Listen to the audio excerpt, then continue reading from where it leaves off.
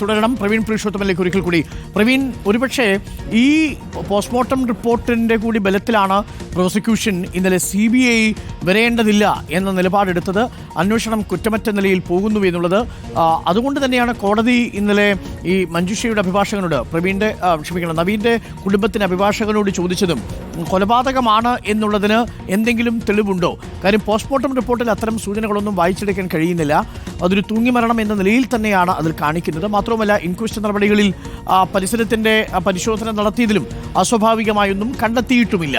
അപ്പോൾ ഈ പോസ്റ്റ്മോർട്ടം റിപ്പോർട്ടിന്റെ ബലത്തിലായിരിക്കാം CBI അന്വേഷണം ആവശ്യമില്ല എന്ന നിലപാടിലേക്ക് സംസ്ഥാന സർക്കാരും പ്രോസിക്യൂഷനും എത്തിച്ചേർന്നിട്ടുണ്ടാവുക, അല്ലേ പ്രവീൺ? അതെ അരുൺ, ഈ ഒരു വിഷയത്തിൽ ഏറ്റവും പ്രധാനപ്പെട്ട ഒരു കാര്യം ഈ പോസ്റ്റ്മോർട്ടം ഇൻക്വസ്റ്റ് നടപടികളിൽ കുടുംബത്തിന് വിശ്വാസമില്ല എന്നുള്ളതാണ്.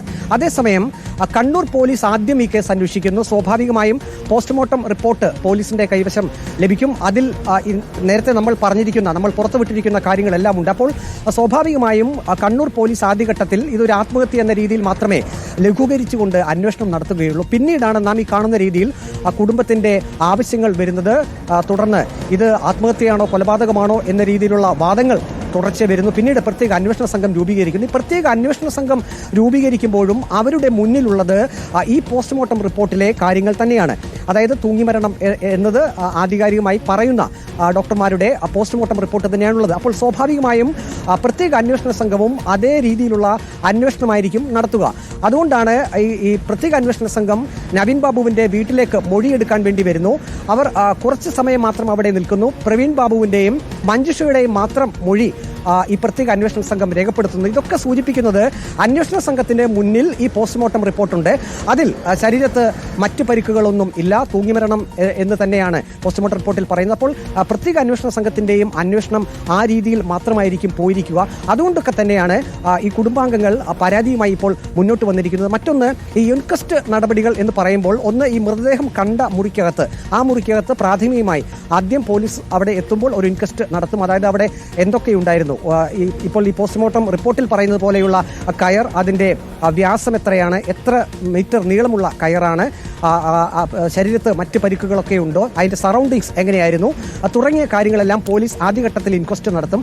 അതിനുശേഷം പോസ്റ്റ്മോർട്ടത്തിന് മുമ്പ് വീണ്ടും പോലീസ് സർജന്റെ സാന്നിധ്യത്തിൽ ഒരു ഇൻക്വസ്റ്റ് നടത്തും. അതായത് ഇപ്പോൾ മുറിക്കകത്ത് തൂങ്ങി മരിച്ച നിലയിൽ കണ്ടപ്പോൾ പോലീസ് രേഖപ്പെടുത്തിയ ഇൻക്വസ്റ്റിൽ എന്തെങ്കിലും പരിക്കുകൾ ഉണ്ടെങ്കിൽ ഒരുപക്ഷെ അതേ പരിക്കുകൾ തന്നെയായിരിക്കും പോലീസ് സർജൻ ഈ പോസ്റ്റ്മോർട്ടം നടത്തുന്നതിന് മുമ്പ് ശരീരം പരിശോധിക്കുമ്പോൾ കാണുക.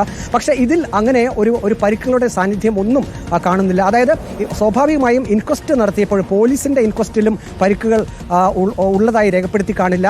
അതേസമയം തന്നെ പോസ്റ്റ്മോർട്ടത്തിന് മുമ്പ് പോലീസ് സർജൻ നടത്തിയ ഇൻക്വസ്റ്റിലും പരിക്കുകളുടെ വിവരങ്ങൾ ഒന്നുമില്ല, പരിക്കുകൾ ഇല്ല എന്ന് തന്നെയാണ് പറയുന്നത്.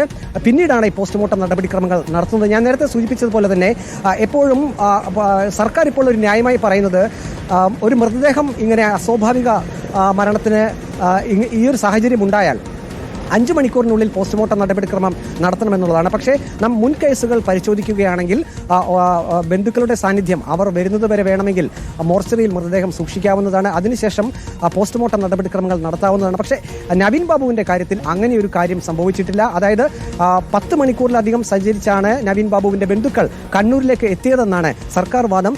അതേസമയം തന്നെ 5 മണിക്കൂറിനുള്ളിൽ പോസ്റ്റ്മോർട്ടം നടത്തേണ്ട ഒരു ആവശ്യകത അവിടെ ഉണ്ടായിരുന്നു എന്നുകൂടി സർക്കാർ പറയുന്നുണ്ട്. പോസ്റ്റ്മോർട്ടം റിപ്പോർട്ടിൽ നമുക്ക് കുടുംബത്തിന്റെ പ്രതികരണം ഒന്ന് തേടണം. ഒരുപക്ഷെ ഇതിന്റെ ചില വിവരങ്ങൾ നേരത്തെ പുറത്തു വന്നിരുന്നു. ആത്മഹത്യ എന്ന നിലയിൽ തന്നെയാണ് സർക്കാർ ഇതിനെ ആദ്യം തന്നെ കണ്ടിരുന്നത്. ഹൈക്കോടതിയിൽ പ്രോസിക്യൂഷൻ നിലപാടെടുത്തത് എന്നാൽ ഒരുപക്ഷെ കൊലപാതകമായേക്കാം എന്ന സംശയം കുടുംബം പ്രകടിപ്പിക്കുമ്പോഴും സർക്കാർ ഇന്നലെ കോടതിയിലടക്കം സ്വീകരിച്ച നിലപാടുകൾ അത് കുടുംബത്തിന് വിരുദ്ധമായിട്ടുള്ള അല്ലെങ്കിൽ കുടുംബത്തിന്റെ ആവശ്യത്തിന് എതിരായിട്ടുള്ള നിലപാടാണ്. ഈ വിഷയത്തിൽ കുടുംബത്തിനൊരു പ്രതികരണം നമുക്ക് ലഭ്യമാകുമോ പ്രവീൺ?